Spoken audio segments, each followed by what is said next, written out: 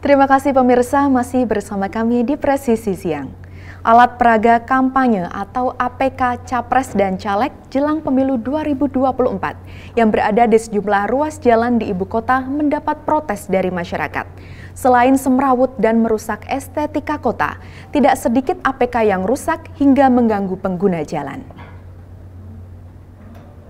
Menurut saya sih itu agak mengganggu ya, soalnya takutnya kan kalau misalnya sekarang lagi musim hujan, itu tiang-tiangnya itu tiba-tiba jatuh, kita pengendara motor kan nggak tahu ya, tiba-tiba kesangkut apa bagaimana, apalagi terutama itu ya sangat mengganggu sih sebenarnya Mbak, buat pengguna lalu lintas khususnya motor ya. Terus kalau mobil juga takutnya juga terbang apa gimana, katanya kan cuaca sekarang lagi hujan, anginnya kencang gitu loh. Agak mengganggu sih, juga mengganggu penglihatan pengemudi gitu loh. Ya. Saran saya sih ya, semoga masangnya juga jangan di jalan-jalan yang pengguna-pengguna lalu lintas seperti jalur motor, apa jalur ya kalau bisa ya di taman apa yang tidak mengganggu pengguna jalan lah. Cukup mengganggu sih Kak ya, karena waktu itu saya pernah dari pandangan aja tuh ngelihatnya aja udah kayak semrawut gitu Kak. Mungkin jadi kayak gak enak aja dipandang gitu. Itu tanggapan saya sih kalau tentang baliho-baliho partai. Nah, kalau untuk solusinya sih menurut saya harusnya pada partai-partai tersebut kalau mau masang baliho tuh ya gimana ya, yang teratur, jangan semrawut lah. Maksudnya gimana caranya untuk tidak membahayakan para pengendara nih.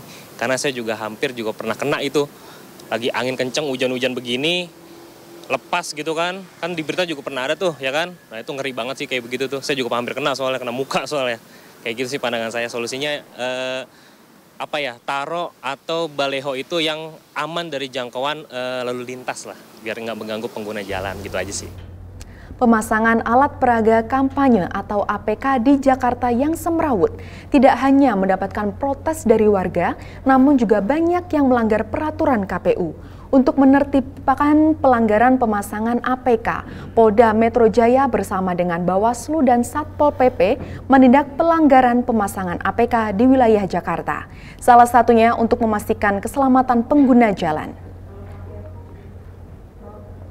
Kami dari Direktorat Lalu Lintas diminta khusus perintah dari Pak Direktur Lalu Lintas untuk awalnya adalah berkoordinasi dulu dengan Bawaslu terkait dengan maraknya pemasangan APK yang kurang lebih semrawut yang tadi Mbak tadi sebutkan.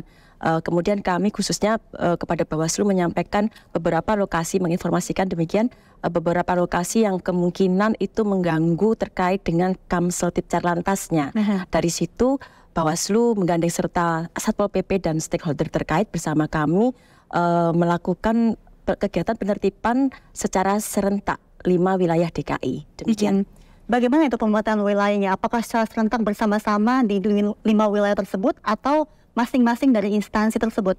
Ya, untuk kegiatan sinergitas ini kolaborasi dengan Bawaslu dan Satpol PP dari Direktur Lalu Lintas secara serentak itu di 5 wilayah DKI. Kita bekerja sama dengan Kasat Lantas di 5 wilayah DKI, ada Jakarta Pusat, Barat, Utara, Timur, dan Selatan, memberikan khusus kepada seperti jalan-jalan protokol, kemudian arteri, kemudian di sepanjang jalan yang itu seharusnya lokasinya tidak boleh dipasang, kita melakukan penertiban di sana, di lokasi tersebut. Baik, dari pihak kepolisian lalu Satpol PP dan juga Bawaslu, bagaimana kalau dari peran Ditlantas sendiri? Ya, sebelumnya kami memang dari fungsi lalu lintas memiliki giat atau tugas rutin yaitu patroli.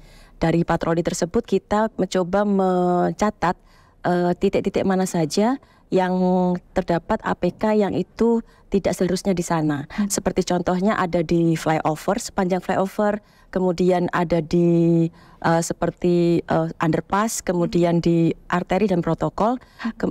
Dari situ kita coba untuk menggandeng Bawaslu tadi untuk melakukan pengamanan, maksud kami melakukan penertiban, demikian. Penertiban, seperti apa itu penertiban yang Mbak Endah? Apakah langsung dicabut begitu jika ada yang mengganggu jalan atau bagaimana? Ya, untuk pelaksanaannya sendiri terakhir kita laksanakan sudah beberapa kali.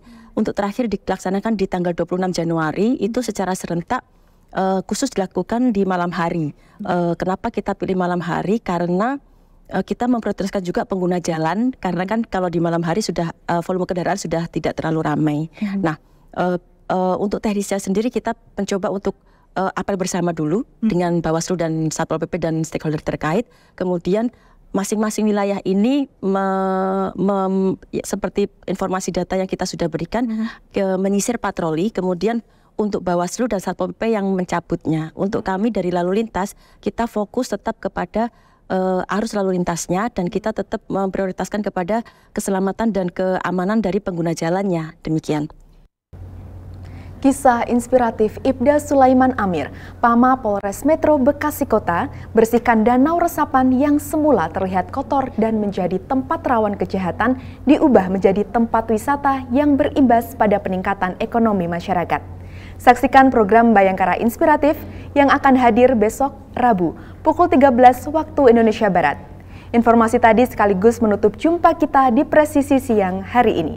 Saksikan terus tayangan Polri TV melalui website tvradio.polri.go.id, YouTube TV Radio Polri, serta channel siaran digital terestrial 34 UHF. Mari kita sambut pesta demokrasi dengan penuh sukacita dengan menjaga suasana tetap teduh dan damai demi masa depan Indonesia.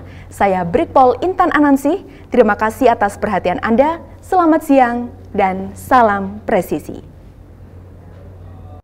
Jadi di sini tuh memang danaunya sudah ada dari lama ya Pak. Dan kalau boleh tahu nih danaunya ada namanya nggak sih Pak? Ini resapan air. Resapan air yang mana dari beberapa klaster-klaster di sekitar di Bekasi Timur Gesi ini. Karena ini danau ini dulu namanya itu nggak ada namanya, rawa doang. Oh, rawa doang. Di rawa ya. Karena ditumbuhi dengan tanaman-tanaman di air liar itu seperti enceng kodok, terus daratnya alang-alang atau semak-semak, di mana banyak hewan-hewan berbisanya. Oh iya. Nah, terus danaunya itu dikotori sama para masyarakat yang tidak peduli dengan kebersihan. Dilempar sampah, dilempar apa.